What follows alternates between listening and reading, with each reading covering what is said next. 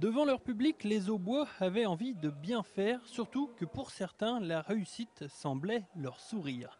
Sofiane Najem de l'ATTB l'incarnait bien puisque le Troyen avait réussi à se hisser en demi-finale. Malheureusement, malgré sa fougue, Sofiane Najem tomba sur un os. Son adversaire, plus expérimenté, contrôla bien l'envie du jeune Aubois, tant et si bien que Sofiane dut reculer et s'incliner logiquement.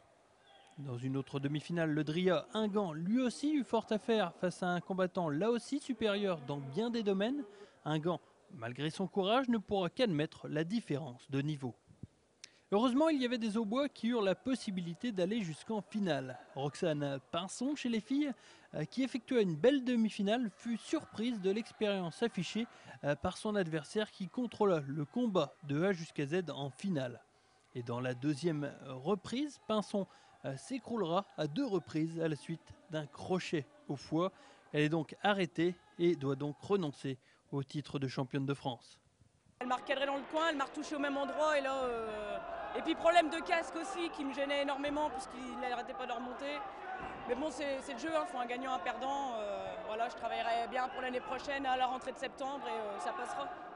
Autre Aubois en finale chez les moins de 91 kg, Narcisse Ndayen, annoncé comme favori.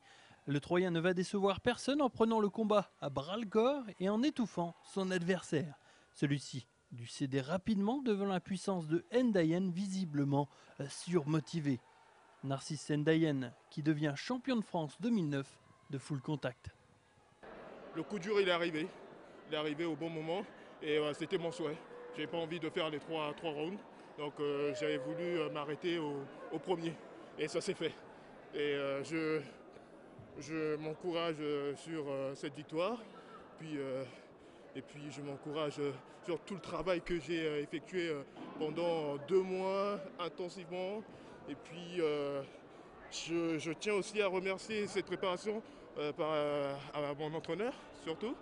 Puis les autres boxeurs du club qui m'ont encouragé à la fin et puis toute la famille. Un titre mérité pour le boxeur qui ne pratique pourtant que depuis 2 ans. Ndayen qui a par la même occasion bien vengé Ouel Asri, son coéquipier, battu samedi soir en finale.